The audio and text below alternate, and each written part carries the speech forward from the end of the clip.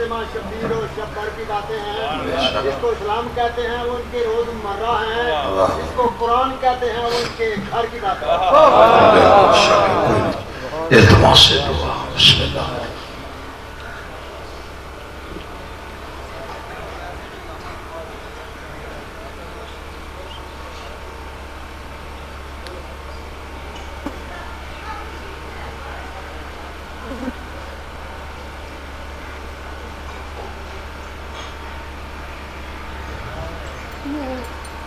सलवात मिलके बाबा ज़ुबैर पढ़ लीजिए सारे।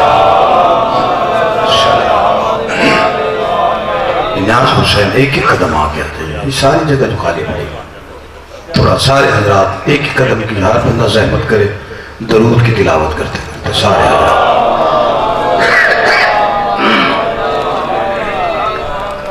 औज़ु बिल्लाहि मिनश शैतानिर रजीम, बिस्मिल्लाहिर रहमानिर रहीम।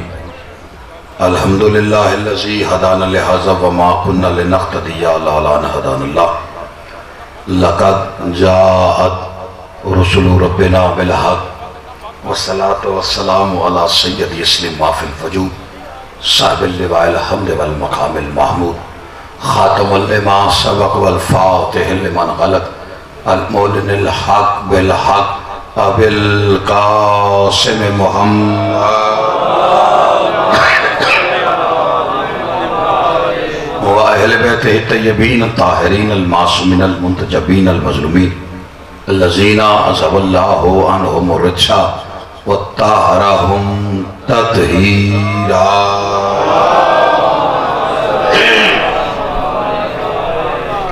व लअनतुल्लाहि अला आदाइहिम व गासिबि हुकूक़िहिम व मुनकरि फ़ज़ाइलिहिम व मसाइबिहिम व विलायतिहिम अजमईन। अम्मा बाद काला सुब्हानहु व तआला फ़ी किताबिल हकीम। बिस्मिल्लाहिर्रहमानिर्रहीम। व इज़ा अख़ज़ल्लाहु मिसाक़न नबिय्यीना लमा आतैतुकुम मिन किताबिन व हिकमतिन सुम्मा जाअकुम रसूलुम मुसद्दिक़ुन लिमा मअकुम लतुमिनुन्ना बिही व लतंसुरुन्नहु। सलवात बुलंद आवाज़ से सारे हज़रात मिलकर आले थार के इस्तक़बाल के लिए, बिलख़ुसूस शहज़ादी ख़ौनैन के इस्तक़बाल के लिए सीने की कुव्वत सर्फ करके बुलंद आवाज़ से सलवात पढ़िए सारे। अल्लाहुम्मा सल्लि अला मुहम्मद। खुशनुदी साहिब जमा के लिए, दुआओं की कबूलियत के लिए, बानियान की इस मेहनत की कबूलियत के लिए, मजलिस की मंजूरी के लिए, इस मकसद के लिए इनेकाद किया गया उस मकसद की कबूलियत के लिए, मरहूमीन की बुलंदी दर्जात के लिए, बिलख़ुसूस सरकार नासिर अब्बास साहब दीगर उलमा व ज़ाकिरीन शुहदा मरहूमीन सबकी बुलंदी दर्जात के लिए सलवात मिल के बावाज़ बुलंद। आल मोहम्मद का अज़ीम और करीम खालिक तमाम हजरात को मजलिस शहदा में हाज़री का अजर अज़ीम अता फरमा। बानियान के रिज़्क़ इज़्ज़त बाख़ में इज़ाफ़ा फरमा। दोस्त अहबाब जो तशरीफ़ फरमाए मौला सब की तौफ़ीक़ात में इज़ाफ़ा फरमाए। अख़लाक़ नबी साहब को मौला सेहत व तंदुरुस्ती अता फरमाए और मिशन में कामयाबियों कामरानी अता फरमाए। खालिक हमारे वे गुनाह माफ़ फरमाए जिन गुनाहों की वजह से हम हुज्जत दौरा की ज़ियारत से महरूम। खालिक कायनात मालिक के कायनात का जल्द ज़हूर फरमाए। जितनी जितनी गारज़ली बादशाह से है दुआओं की कबूलियत के लिए उतनी बुलंद सलवात पढ़ लीजिए सारे।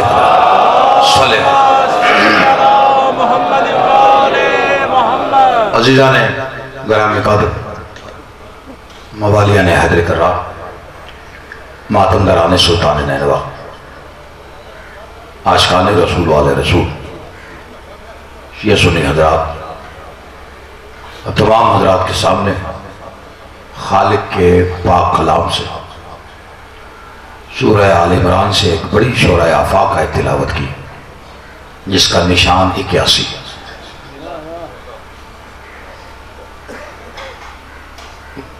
और इस आयत में जो वाक़या है वो बयान करना चाहता हूँ।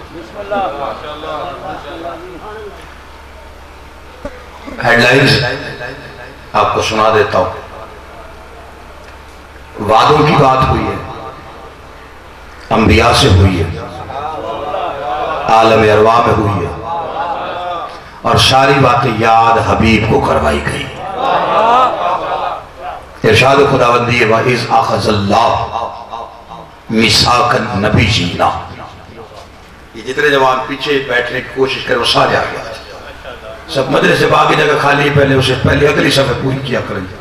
असल नमाज जो होती है उसके अगले सफ़े, और बिलखसूस जो बोलने वाला बंदा वो पीछे ना बैठा करे। वो जो है इमाम साहब तमाम वक्त ऐसा आ गया ना कि अब जवानों को सफ़े संभालनी पड़ेंगे, हालात ऐसे।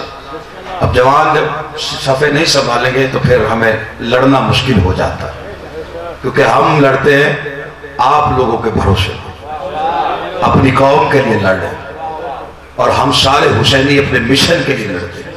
कुछ ड्यूटियां मातमियों की होती हैं, कुछ खुतबा की हैं, कुछ जाकरीन की हैं। हर किसी को अपने अपने बॉर्डर पे अपनी अपनी ड्यूटी मिली हुई है। और ख़ास तौर पे जवान, मेरी गुजारिश होती है कि जितने भी हों वो अगली सफ़ों में बैठा करें, ताकि उन्हें पता चले कि हमारा मिशन क्या है और हमारी आज़ादारी क्या है, और इस आज़ादारी के साथ हम कितना मुखलिस है और कितना मुंसलिक है। तो जो है ये इरशाद खुदाबंदी है, वाइज़ अख़ज़ल्लाह मिसाक़न नबीय्यीना, हबीब याद कीजिए वो वक्त जब हम नबियों से वादा ले रहे हैं। वादा नबियों से लिया जा रहा था, याद मोहम्मद को करवाया जा रहा था। यानी याद उसे करवाया जाता जो मौके पे मौजूद हो। और अल्लाह ने अंबिया से वाइज़ा अख़ज़ल्लाहु मिसाक़न नबीय्यीना, बशरियत की बात नहीं है,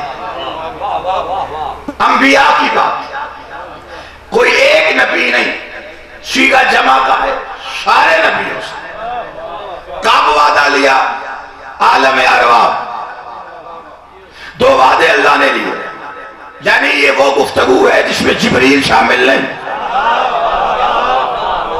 बराह रास्त गुफ्तगू अल्लाह की और आलम अरवाह की बात। यानी अभी आदम ने कारवान हिदायत का आगाज नहीं किया, अभी नूह ने सफीना नहीं चला, अभी इब्राहिम ने कुर्बानी पेश नहीं की, इस्माइल ने जज्बा नहीं दिखाया, मूसा को शर्फ तकल्लुम अता नहीं हुआ, ईसा ने मौजा नहीं दिखाया। तो अल्लाह उस वक्त वादा लेके कह रहा, हबीब याद कीजिए जब हम नबियों से वादा लेते। यानी आलम अरवाह में अभी आगाज हुआ ही किसी चीज का नहीं। कुरान कहता है ये सारे आदम से ईसा तक उस वक्त भी नबी थे। अब कुरान की ये आयत सामने रख के फैसला सिर्फ इतना चाहता हूं कि अल्लाह जिनसे वादा ले रहा था वो तो उस वक्त भी नबी थे, जिसके लिए वादा ले रहा था वो 40 साल तक नबी कैसे नहीं था? तवज्जो है या नहीं आप हज़रात?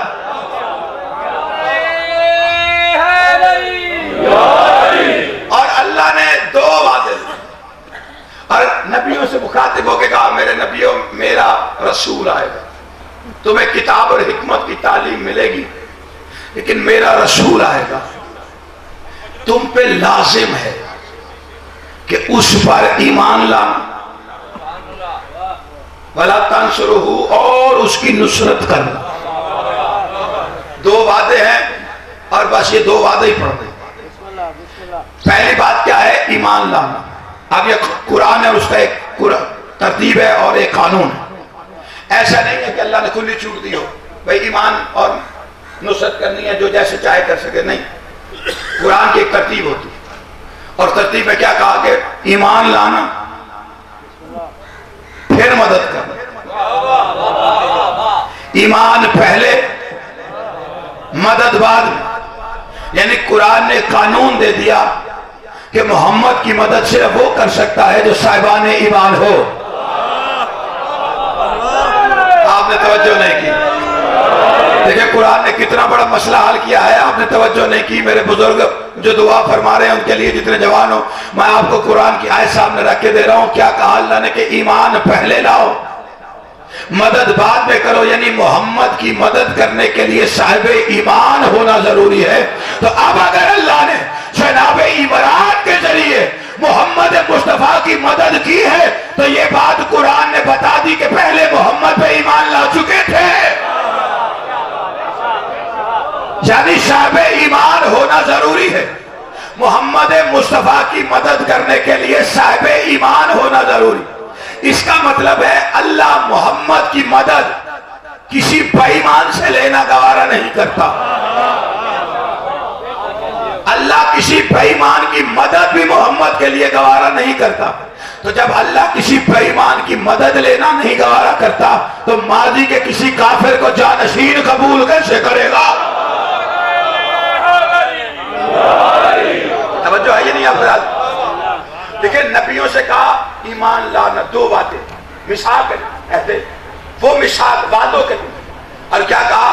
ईमान लाना और मदद करना। अच्छा, वैसे है कुरान मेरा, मैं यही हजार मचाल जो मैं दखल अंदाजी करूं, लेकिन बात रुक जानी चाहिए। आम बशर तो थे नहीं, मासूम थे, खता से पाक थे, अल्लाह से बराह रास्त गुफ्तगू है, बारगाह इलाही में है, उसके सामने तो झोल हो नहीं सकती किसी बात। उन सब ने कहा हम इकरार करते, हम इकरार करते हैं जो वादे तू ले रहा, ईमान भी लाए, नबी हो के कह रहे कि हम ईमान लाएंगे और मदद भी करें, ईमान भी लाएंगे मदद भी करें। बात रुक जानी चाहिए थी। उन्होंने, अल्लाह ने कहा ये करना, उन्होंने कहा जी करेंगे। आप मुझसे कहें कि आपने यहाँ पे मजलिस से खिताब करना, मैं को जी मैं करूंगा, बात हो गई। लेकिन आगे से बानियान कहे अगर ना तो खिताबत कोई नहीं आप, अगर मजलिस ना पड़ी भाई कह जो रहा, अल्लाह ने कहा ईमान लाना और नुसरत करना, उन्होंने कहा जी ईमान भी लाएंगे नुसरत भी करेंगे। तो अल्लाह ने बात रोकी नहीं, आगे कहा अगर मुकर गए तो तुम्हारी नबूवत बेकार है। ये कुरान है, अगर तुमने इनकार किया तो तुम्हारी नबूवतें बेकार हो जाएंगी। यानी क्या कहा? ईमान लाना। अगर तुम ईमान न लाए, यानी दुनिया में जाके अगर तुमने मोहम्मद रसूल अल्लाह न कहा, तो तुम्हारी नबूवतें बेकार है। आदम से ईसा तक सारे नबियों से कहा, अगर मोहम्मद रसूल अल्लाह न कहा तो तुम्हारी नबूवतें बेकार। और मोहम्मद रसूल अल्लाह से कहा, अगर अली वलीउल्लाह ने कहा तो तेरी नबूवत बेकार। तवज्जो है या नहीं आप?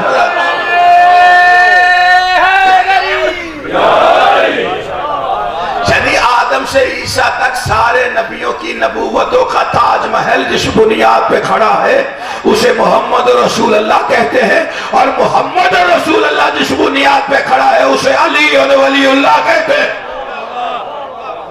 ये बात कुरान साहब से कहा ईमान लाओ। अच्छा, मोमिन की डेफिनेशन क्या होती? एक नबी होता है, एक मुसलमान होता है, मोमिन होता है। मुसलमान भी थे, ये बात तो तय है, नबी भी हैं, ये बात भी तय है। अब अल्लाह उन्हें मोमिन बना रहा। और मोमिन कैसे होता है? ईमान लाने के बाद। यानी जब तक मोहम्मद पे ईमान नहीं लाओगे नबूवत कबूल नहीं।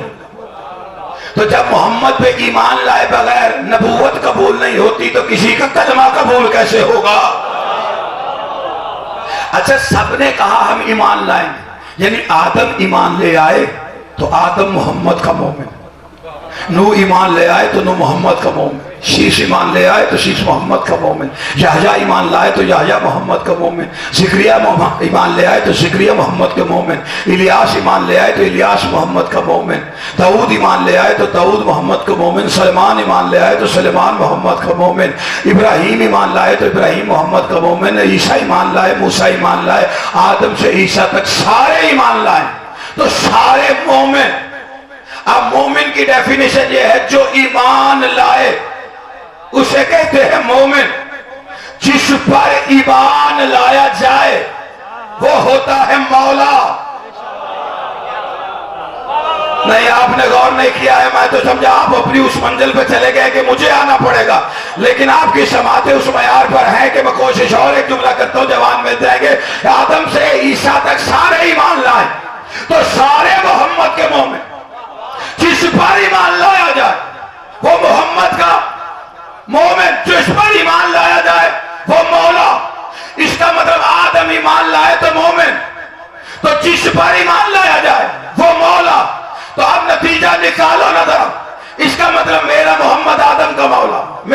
मोहम्मद रूह का मौला, मेरा मोहम्मद शीश का मौला, मेरा मोहम्मद इलियास का मौला, मेरा मोहम्मद दाऊद का मौला। आदम से ईसा तक सारे नबियों का मोहम्मद मौला, और उसी मोहम्मद ने कहा मान कुन तो मौला, मान कुन तो मान कुन तो। या तर्जुमे में जज्बात में थोड़ी सारी गलती हो जाती है, मैं ये नहीं कहता कि गलत करते होंगे, जज्बाती हो गए जाते लोग। ये आज जाना तर्जुमा कर लें, जिस जिसका मैं मौला हूं उसका अली मौला है। नबी ने फरमाया मान कुन तो,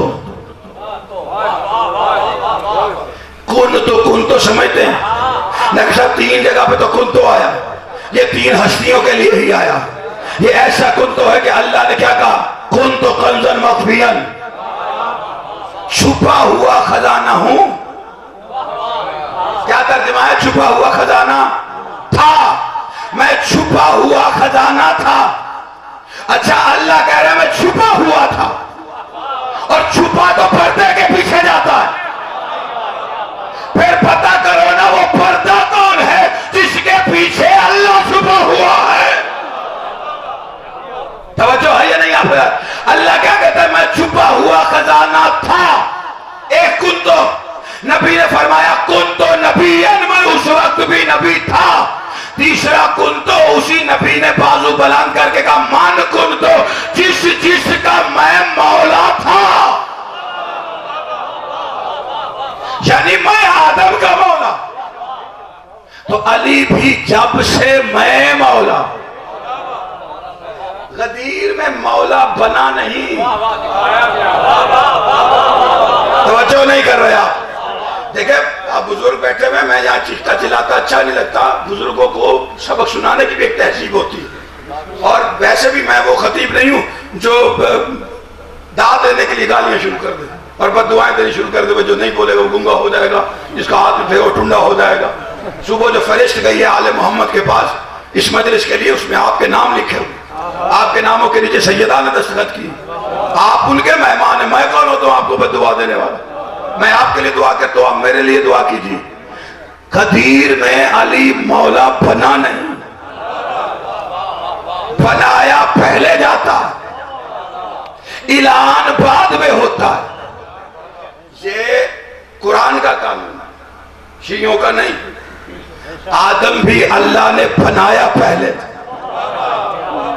खिलकत पहले, ऐलान पहले किया मैं बनाने वाला, फिर उसे बनाया बाद में, ऐलान बाद में, बनाया पहले जाता है। इसलिए नबी ने कहा मान कुन तो, जिसका मैं मौला था।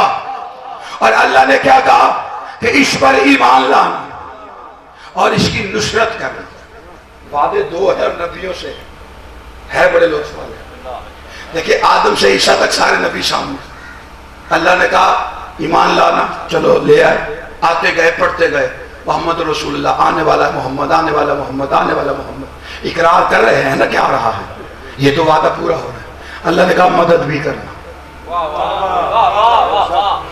मदद भी करना। वादा नबियों का है, सारे नबी थे, नबी जीना, वादा नबियों का है।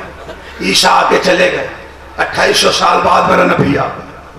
मक्के में तौहीद के ऐलान शुरू हो गए, नबूवत की बातें शुरू हो गई, जमाना दुश्मन हो गया, लोग कत्ल करने पे आ गए, मदद की जरूरत पड़ गई। कौन सा नबी आया भाई मदद करने के लिए? तो अल्लाह से वादा नबियों ने किया है। तो अब ईसा चौथा आसमान छोड़ आया, कौन आया? या तो कहो कि मोहम्मद की मदद नहीं हुई, मोहम्मद की मदद हुई है और की भी नबी ने नहीं। और अगर नबी न करे तो अहद नहीं बचता, अहद ना बचे तो नबूवतें जाती रहती। तो अब कौन है जो आदम से ईसा तक के नबियों की नबूवतें बचा रहा है?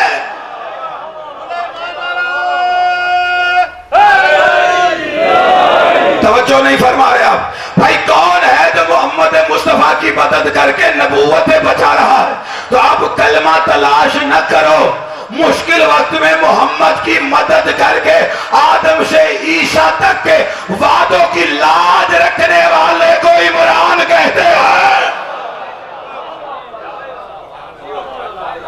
जिसने नबी की मदद की है, जो मदद कर रहा है वो कौन है? नबी तो है नहीं, तो अब उसने अच्छा मदद की भी कैसे? मुश्किल में मदद करनी, जान के दुश्मन, एक दिन नहीं, 2 दिन नहीं, 3 दिन नहीं, 3 साल की रातें शेबे अबी तालिब और मोहम्मद के बिस्तर पे चारों बेटों को बार बार लिटा रहा। अब ये भतीजा नहीं बचा रहा, आप जाग ही नहीं रहे, मैं क्या कर सकता हूं? देखिए, कोई बाप भतीजे पे बेटे कुर्बान नहीं करता। अगर जज्बा हो तो 2-3 दिन से ज्यादा नहीं, हफ्ते से ज्यादा नहीं, महीने से, 3 साल मुसलसल। तो अब बच क्या रहा है? रसालत, रसूल बच रहा है, क्योंकि वो कह रहा है मेरा रसूल आएगा, तुम पे लाजिम है कि उसकी मदद करो। नबियों ने वादा लिया है कि हम मदद करेंगे। आयत तो कुरान में आई, कुरान नबूवत के 40 साल के ऐलान के बाद आया।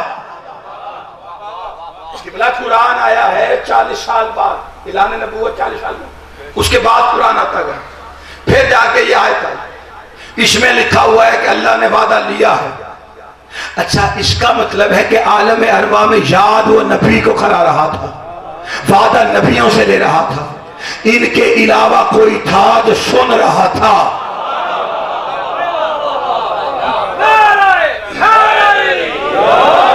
या तो ये मानो कि कोई सुन रहा है कि वादा हो रहा है, इसके तहफ्फुज की बात है, तो मुझे वादा निभाना, किसी को तो जामिन बनाया।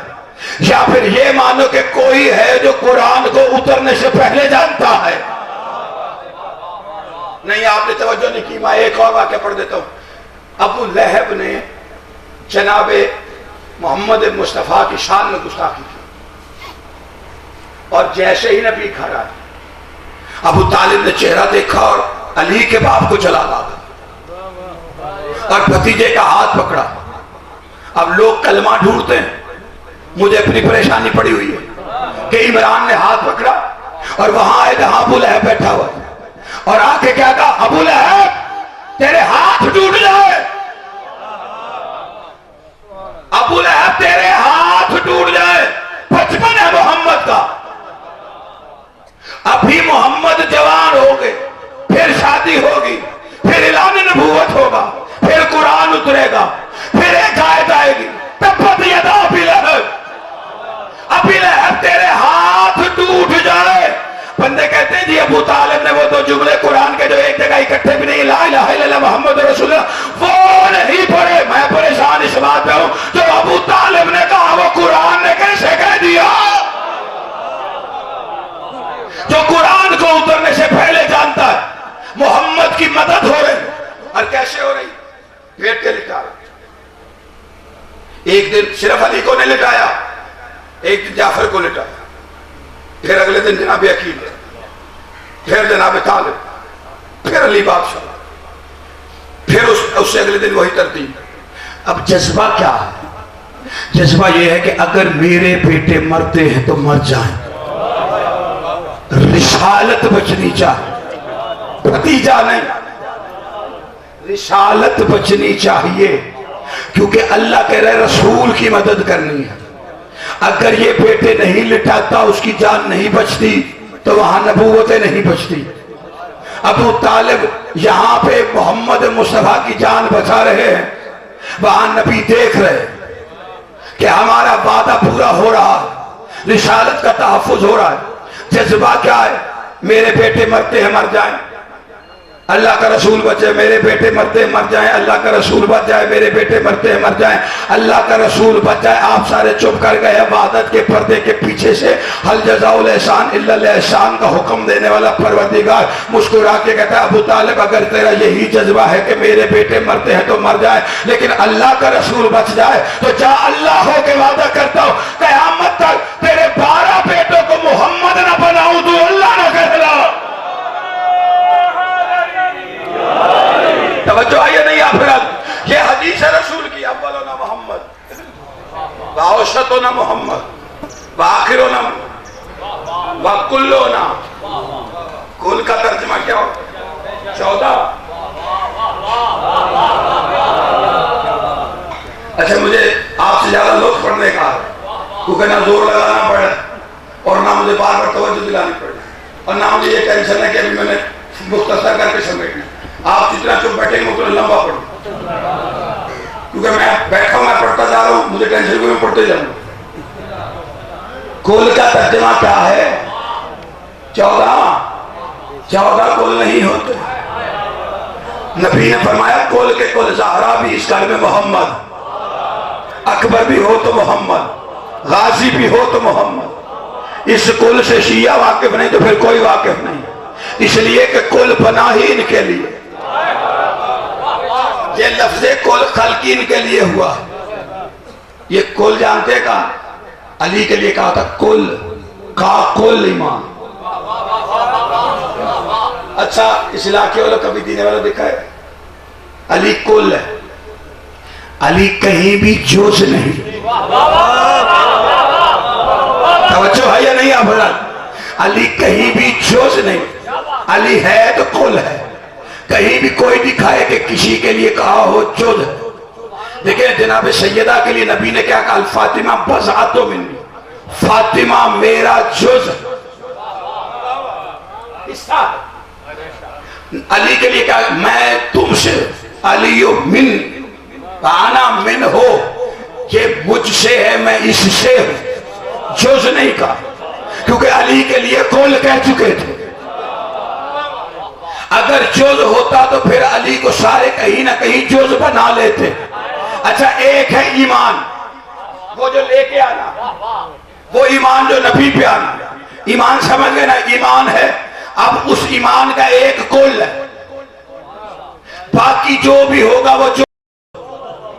नमाज इबादत है लेकिन ईमान का जोश है। क्या करेगा? देखिए रोजा इबादत है, इनकार नहीं है, लेकिन ईमान का जोश। हज इबादत है लेकिन ईमान का जोश। खुम्स इबादत, ईमान का जोश। जहाद इबादत, ईमान का जोश। ये सारी इबादत ईमान की जोश। अली ईमान का कुल। तो अब जोश से ना पूछो, अब जोश नहीं बताएगा कि कुल मेरा जोश है कि नहीं। यानी नमाज से ना पूछो अली तेरा जोश है कि नहीं, कुल से पूछो अली ये बता नमाज तेरा जोश है या नहीं है।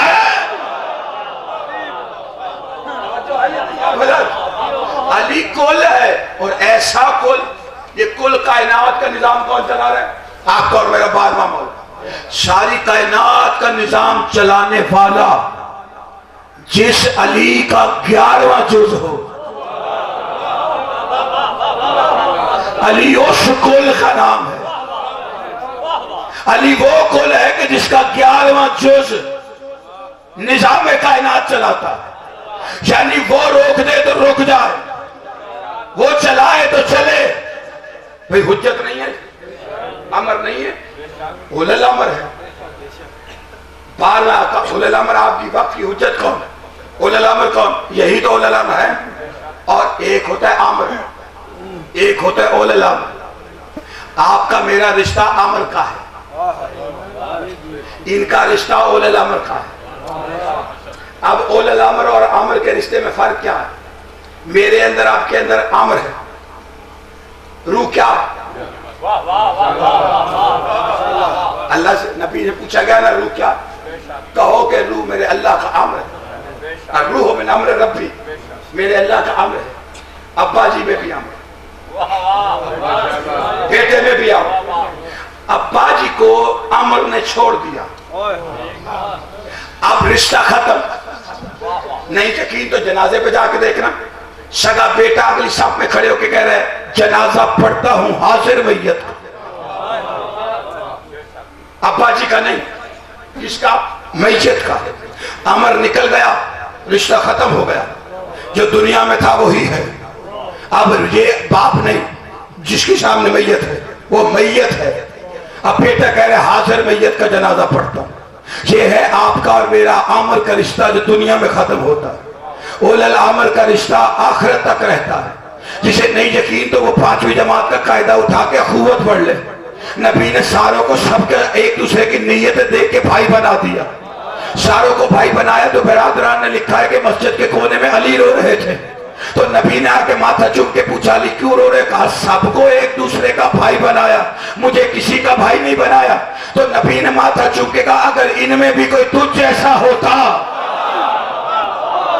पता नहीं यार बैठे हो या नहीं बैठे हो, अगर इनमें भी कोई तुझ जैसा होता तो मैं भाई बना देता। तो कौन मेरा भाई?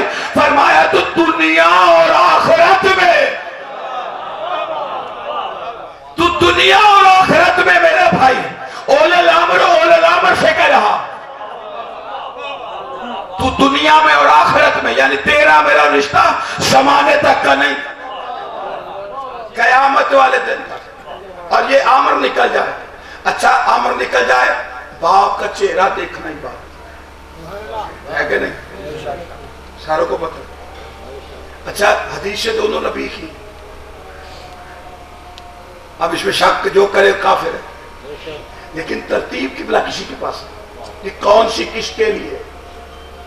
देखें आपके भी औलाद है, साहिब औलाद तशरीफ फरमा, आपका चेहरा देखना भी इबादत औलाद के लिए। नबी फरमाते अली का चेहरा देखना भी इबादत। बराबरी शुरू कर दे, क्यों सिर्फ एक जैसी नहीं। मरियम को बेटा दिया था, शोहर नहीं। मैंने कहा या अल्लाह साहिब शरीयत नबी खल्क कर दे, यहूदियों के ताने झल रही है, उसे एक शोहर दे दे। अल्लाह के वादे खल्क भी कर सकता हूँ, शोहर दे भी सकता हूँ, मजबूरी यह है उसे बतूल बना बैठा।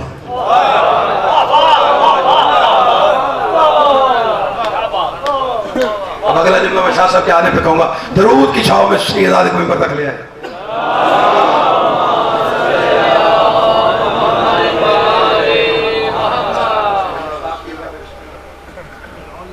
किबला तशरीफ ले आए। अब मैंने ज्यादा पढ़ना है, क्योंकि जब किबला बैठे होते फिर मुझे रोकता कोई नहीं इनके डर से। खासमी शहादत है, मैं औलाद हूँ, मेरे पितर है, मैं बस अपनी बात को एक नतीजे तक लाना चाहता हूँ। बात वही आ रही है, अल्लाह के वादे साहिब शरीयत ने भी खाल कर सकते।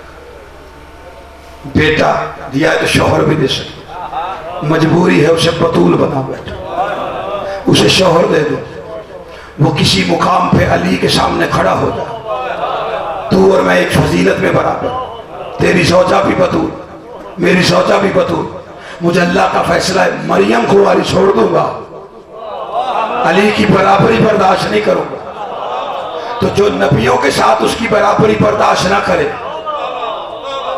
मैं और आप कर लेंगे। क्यों जी, बाप का चेहरा देखना भी इबादत, सारे पढ़ते, अली का चेहरा देखना भी इबादत। अब तो फजीलत एक जैसी हो गई, करो दावे अली की बराबरी। तरतीब किसी को पता नहीं कि हदीसों की तरतीब क्या है। दुनिया से कहा था अली का चेहरा देखना इबादत, अली से कहा बाप का चेहरा देखना इबादत। यानी कायनात अली का चेहरा देखे तो कायनात की इबादत, अली अबू तालिब का चेहरा देखे तो अली की इबादत है।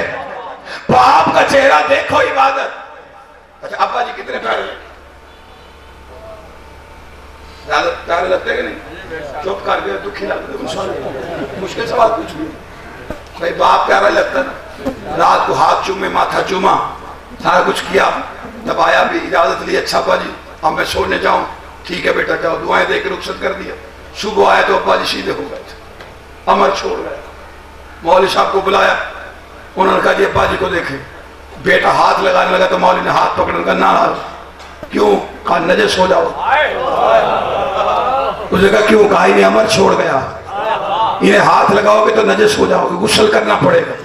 तो अब खुद बंदा फैसला नहीं कर सकता है, जिसे अमर छोड़ दे वो तो नजस हो जाता है, तो जिसे खुद अमर छोड़ दे, तवज्जो है नहीं आप वो कितना नजस हो। अब्बा जी को हाथ अच्छा लगाना तो पड़ेगा, बेटा है, गुस्ल भी देना, सारा कुछ करना। मौलवी साहब अब्बा जी तैयार हो गए, अब क्या करूं? कहा खुद गुस्ल करके आओ। क्यों? कहा अमर नहीं था, अब हाथ लगाया आप नजस हो गए।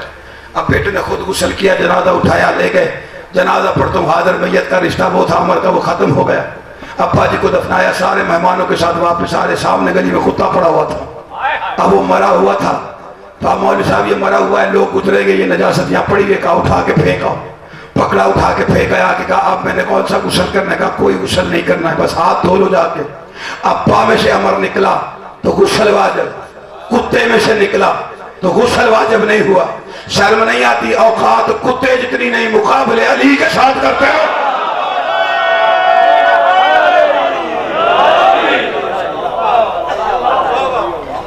अली कुल है, जहां भी है अली कुल है, अली जो से नहीं, अली जिधर है उधर कुल है। क्योंकि ये मेरा कहना नहीं ना, मेरे जज्बात है, कायनात की सच्ची ज़बान ने कहा।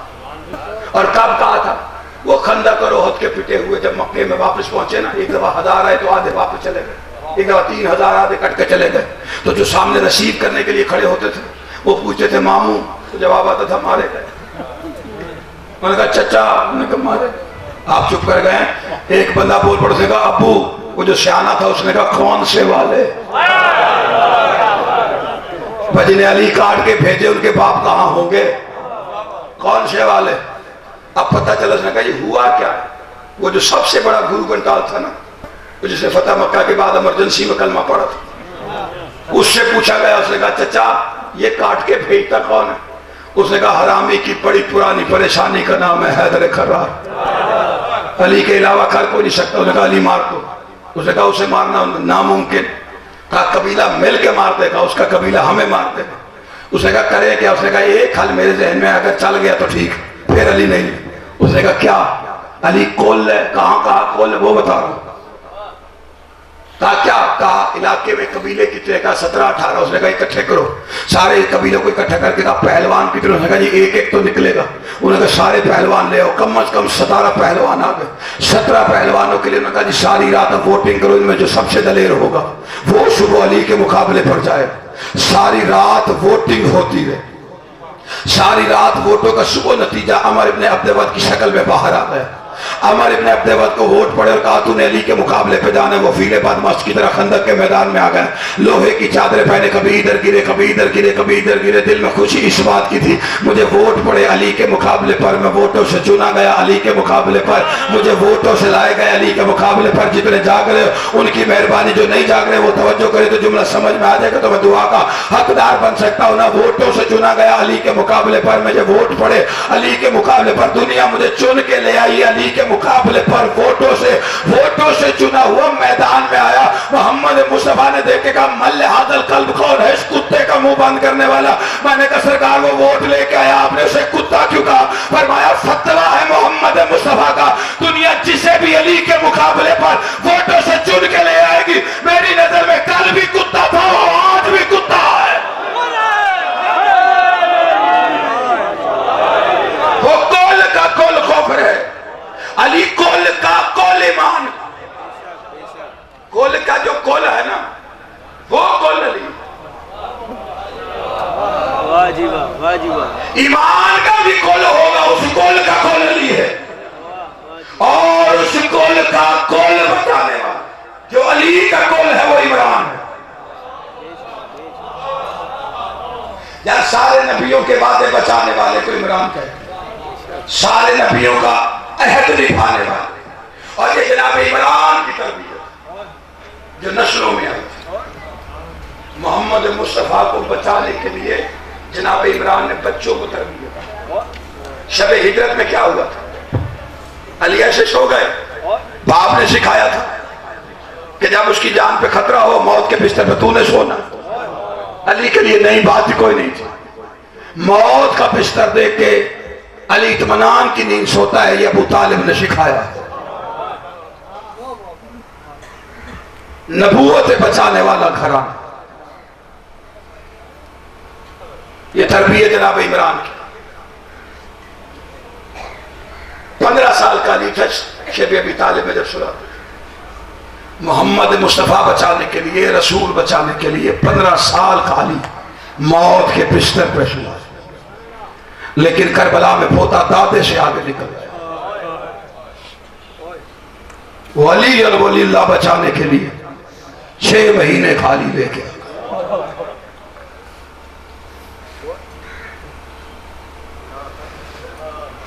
सिर्फ पोते ही नहीं, पोतियों ने वो मिशन निभाया। कुछ लोग एक जुमला कह देते मिंबरों से, मैं तनकीद नहीं करता किसी पे, लेकिन जो मेरे पास जो बात है मैं वो करना चाहता कि हुसैन का इम्तिहान बड़ा सख्त था। कत्ल नहीं, हुसैन का इम्तिहान नहीं था, इसलिए कि इम्तिहान उसका लिया जाता है जिसकी काबिलियत में शक हो। हुसैन मिशन पे था, करबला मिशन का नाम है, और मिशन उसे दिया जाता है जिसकी काबिलियत में यकीन हो। हुसैन की काबिलियत में अल्लाह को यकीन था, उसे करबला वाला मिशन दे दिया। लेकिन हुसैन के दादारों, अल्लाह जाने कितना यकीन था अली की बेटी की काबिलियत पर अल्लाह को, जो करबला से बड़ा मिशन था। अब कुछ बंदे कहते जी आप जुमले में थोड़ा सा तजाद करते हैं, करबला से बड़ा मिशन कैसे था? देखिए, करबला में शहादत, करबला में शहीद होना, ये मिशन था कि शहादत हो। शब अशूर हुसैन ने क्या कहा? सुबह क़यामत का रन पड़ने वाला, सुबह जाने जाएंगे, खून की नदियां बह, यानी रात को बता दिया कि सुबह शहादत नसीब होगी, इसलिए लेनी बोले। करबला में शहीद होना था, पता है कि शहीद होना बड़ा सख्त मिशन है, लेकिन करबला से शाम तक जीना था। शहीद नहीं, जिंदा रहना है। और शाम गरीबा से अली की बेटी ने क्यों कहा था इमाम ने जान बचाना वाजिब? नकन साहब फरमाते हैं मसला अली की बेटी को भी पता था, लेकिन इमाम वक्त से पूछा कि अगर सज्जाद कहे मर जाओ तो मैं मर जाऊं, बेपर्दा बाहर ना जाओ।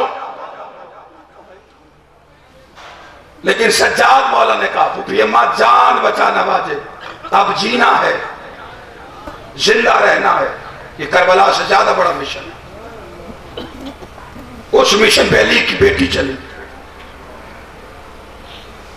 और ऐसे चली कि तेरे मेरे 12वें इमाम जो खून पर्दे के पीछे बैठ के रोता है, उसे कहना पड़ा मेरा सलाम हो उन पैरों पर जो 72 घंटे खड़े।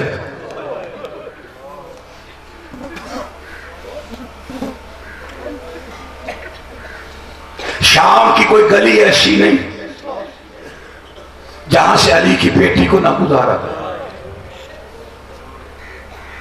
मैंने एक जुमला कहा है, शायद जबार बैठे होंगे वो मेरा जुमला समझे। बात चलिए, शाम की कोई गली ऐसी नहीं जहां से अली की बेटी को,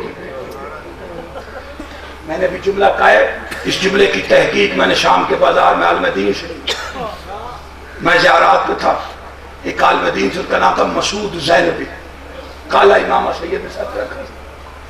मैं पूछते पूछते उस सैयद के पास पहुंचा, मैंने तारुफ कराया कि मैं पाकिस्तान से सैयद हूं, वो गली बता जहां से अली की बेटी गुजरी थी।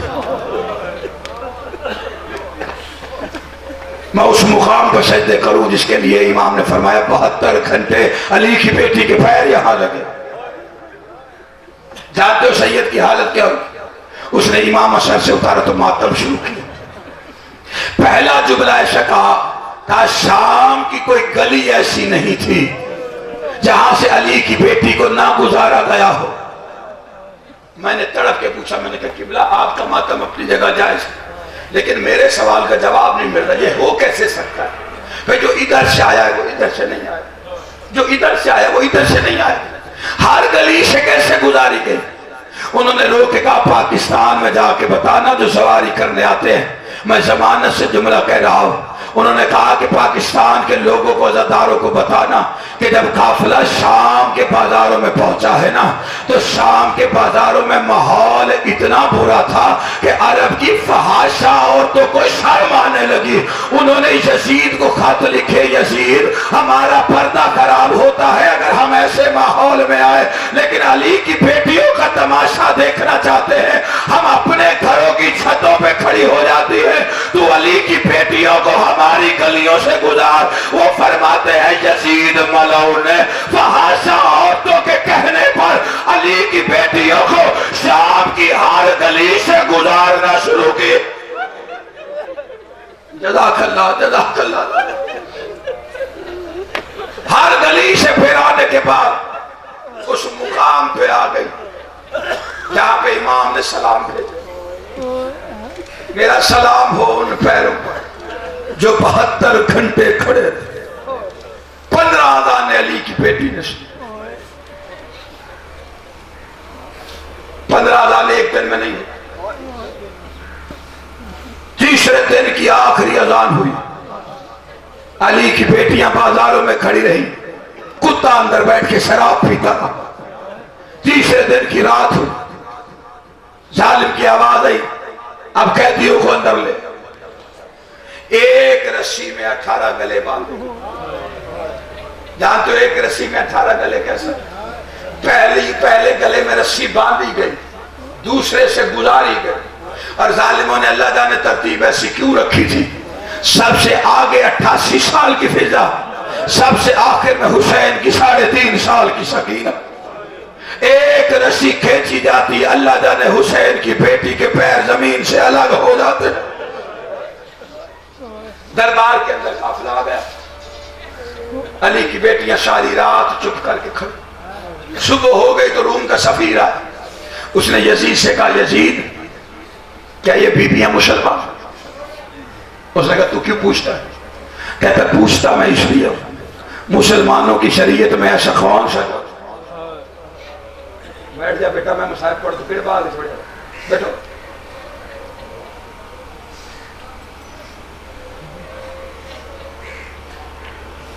उसने कहा मुसलमानों की शरीयत में ऐसा कौन सा जुर्म कि ऐसी शरीफ जातियां सारी रात चुप करके खड़ी रहे। जालिम के पास जवाब कोई नहीं था।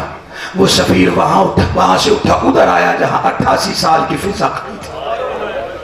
आके कहते ज़ईफा क्या तेरे पैर नहीं थकते? बीबी देख के कहती तू क्यों पूछता? कहता सारी रात देखता रहा हर पैर में जुम्बिश आई है, लेकिन तेरे पैरों में जुम्बिश नहीं आई। देख के फरमाते तूने इंसाफ नहीं किया। मेरे पीछे अल्लाह की आबरू खड़ी, सामने कुत्ता शराब पी रहा है, मेरा पैर उठा हुआ, उसका पैर नीचे हो, उसकी नजर इसके पैरों पे पड़ गई, मैं मौत से पहले मर जाऊंगी। यजीद की आवाज है शिमर। अब जुमला सख्त है लेकिन मैं बड़ी एहतियात से पढ़ने का आदमी। सारी रात शराब के नशे में बदमस्त बैठा। सुबह के वक्त कहता इनमें अली की बेटी कौन सी है, मैं उससे गुफ्तगू करना चाहता हूँ। शिमर की आवाज है वो जो ज़ईफा के पीछे खड़ी हुई है। कहते ज़ईफा को आगे से हटाओ। शिमर ने जाके हटाया तो बीबी फिजा नहीं हटी। जब नहीं हटी इसलिए लोहे का ताजियाना उठा के हसन हुसैन को लोरियां देने वाले हाथों पे मारना शुरू किया। इधर जैसे खून का फवारा छूटा है ना, माथे पे सार मार के बीबी ज़ैनब कहती है अम्मा फिजा आगे से हट जा। रो के कहती आहिस्ता बोल, सामने शराब पी रहा है। कहती अम्मा आगे से हट जा, तेरे हाथों पे ताजियाने आ गए हैं। रो के कहती है या मानक है या हटने का हुक्म ना दे। अभी हाथों से खून का फवारा छूटा या 300 हबशियों ने तलवारें निकाल कर यजीद के तख्त को घेरा डाल के कहा ओ यजीद शिमर को रोक। इसने फिजा को अली की बेटियों की तरह लावारिस समझ लिया है कि उन्हें बचाने कोई नहीं आया तो फिजा को बचाने भी कोई नहीं आएगा। ज़ैनब मदीने की तरफ